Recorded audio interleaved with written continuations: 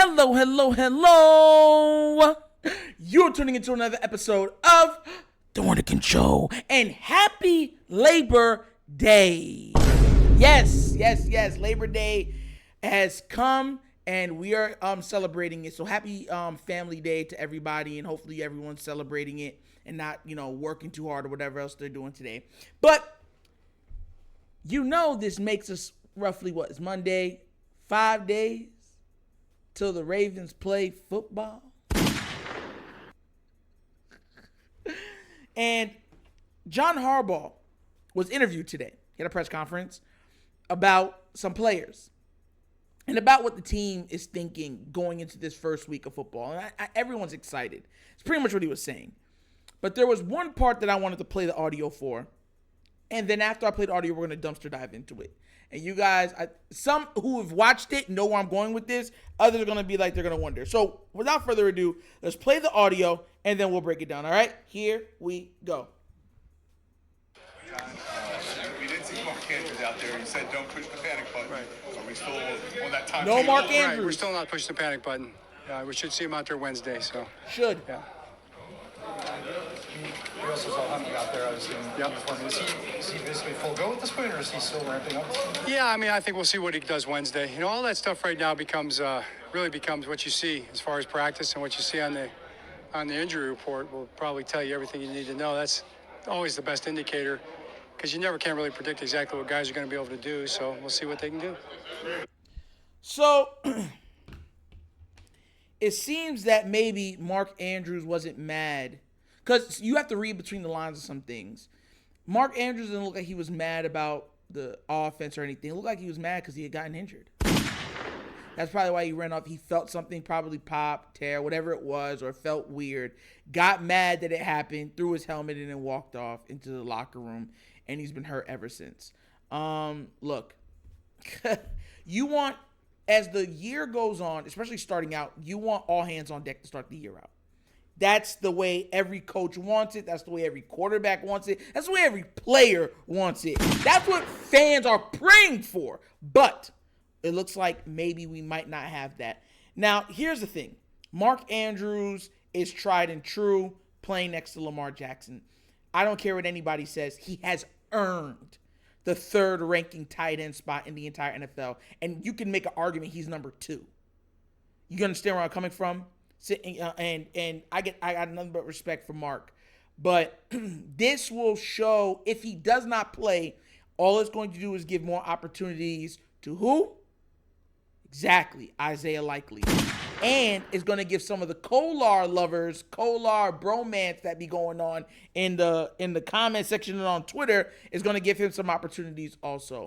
Who knows? If Mark can't go the first game, they might call up Vokalek. You know what I mean? So we don't know what this is going to be. He could play, and this is all water under the bridge. But it's definitely something as fans that we're going to have to keep an eye on. Because at the end of the day, I don't care what anybody says, Mark Andrews is Lamar Jackson's security blanket. Not OBJ, not Zay, not Bate. Mandrews is. He's proven. He's done it against high quality of talent. He's done it against, pressure. He's done it. So he's built a rapport with Lamar that right now is unbreakable, unfathomable. And even if those other guys are great, he's still going to look to Mark Andrews in tough situations. So without him, that's a tough blow. You know what I mean? Even though we have such a talented tight end pool, it is definitely something that we need to be looking at. And there's another thing, too, that I wanted to touch on today. And I really wanted to go into it. Look, I love our team. I want to make sure I make this. I love the guys that the team has acquired. I love OBJ. I love Zay. I love Bate. I love all of them. Aguilar, all of them. I think they've busted their tails. They've earned their spots on this team, and they deserve to play. Now, yesterday, I broached the topic of Mike Evans. Now, look, everybody understands what it is. Mike Evans is a future Hall of Famer. Now, this is not a shot. I heard a lot of chatter in the comment section, which I love. I'm all for it, but I have to address it. And I wanted to make sure y'all understand where I'm coming from. Bateman, because I specifically said that if I was doing it, it would probably be for Bateman and maybe Duve. And the reason why I put those two is because I don't want to sweeten the pot that, give them an offer that they can't refuse. You get where I'm coming from? But here's the thing. Bateman is talented. He's already shown it. The man has flashed like Wally West all off of every single tape that you've watched when he's been on the field. And that's fact. You can't even argue it. But he hasn't been available. There's an old saying, and I know everybody knows what it is. The best ability is availability. And he hasn't been available. Now, I know it's been freak injuries. I blame a lot of it on Steve Saunders because he exasperated a lot of injuries for the Ravens players. I get it. I get that. But we're talking about a Hall of Famer. Mike Evans has literally been a top 5 over his career, over his career since he's been in the league. He's been a top 5 wide receiver. Now, I know some people are going to be like, no, he hasn't. I can name a couple guys that have been better than him and blah, blah. No, what they've had is 1 or 2 really, really top flight seasons. And then they dropped off the map. Michael Thomas for the Saints. Bombastic. What absolute dominative season. Then what happened? He's been injured. It's been like 3 years since he's played, right? That's why. Consistently great. You can't even deny his consistency. And a lot of people are going to say, well, if you got him, you got to force feed him the ball. As much as he's gotten targets, his catches have been around 70, certain stuff like that. It makes sense. Bateman, if he's not getting the targets he wants on his team, is probably going to request the trade.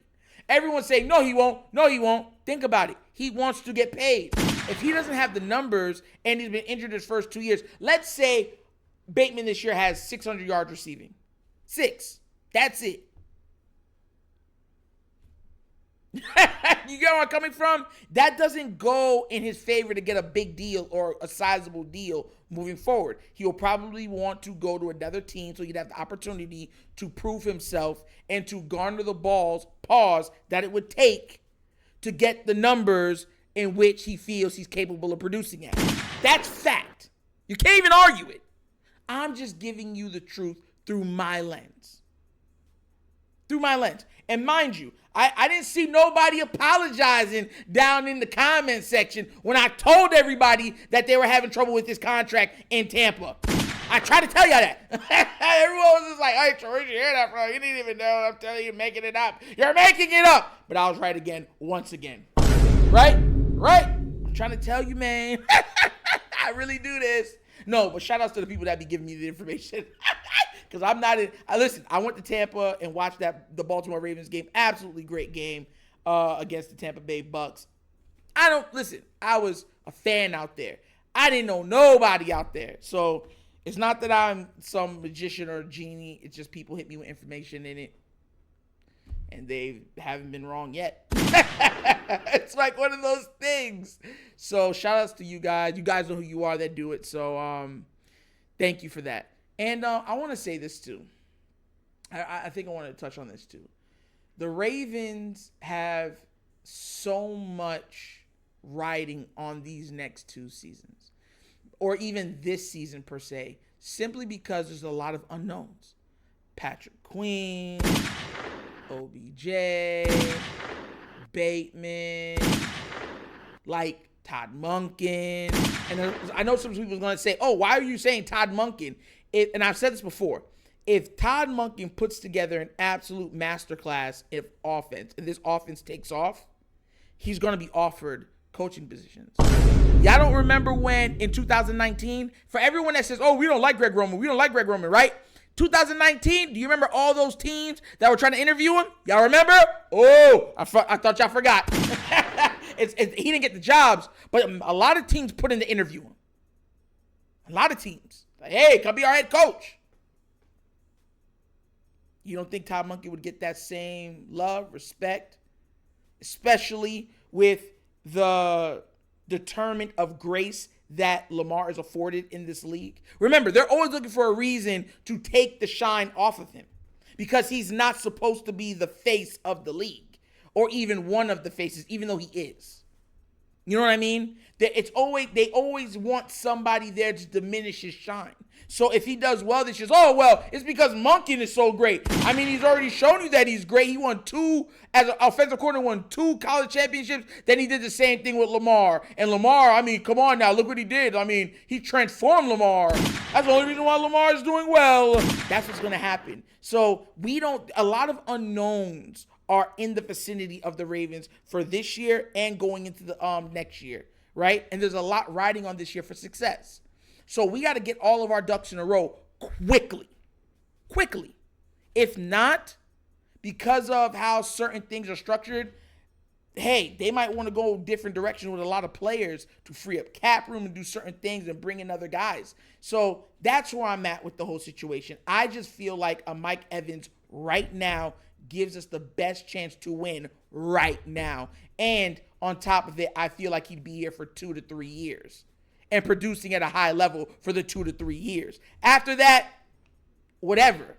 You know what I mean? But still giving you that Pro Bowl, 1,000, 1,100 yards, 1,200 yards. Yeah, I truly believe he could do that every single year.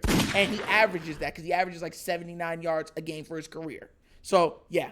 But let me know what y'all think down in the comments section, all right? Do y'all agree with John Harbaugh being uneasy about the roster, hearing some of the stuff that they were saying and kind of taking it personal? Do you think that Mark Andrews will actually play on Sunday?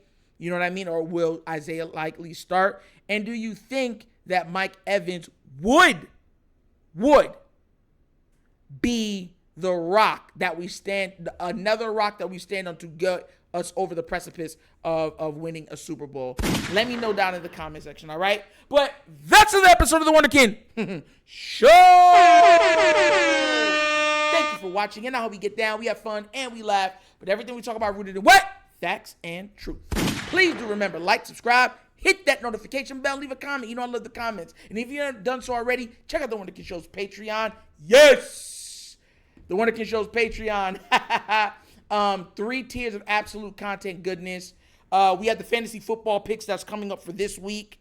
So go out, get that so you can be a part of the Wunderkind fantasy football team. And also, if you just want to donate to the channel to help with, new equipment, better equipment for better content for your viewing pleasure, bottom of the screen, QR codes to a Cash App. Cash App is located in the description of every video that we do, and the name of it is $, The Wunderkind Show. Easy peasy. But once again, this is The Wunderkind Show. This is your host, Nitro, signing off. And as always, you guys know my slogan. Peace. And I am out of here. Yerp.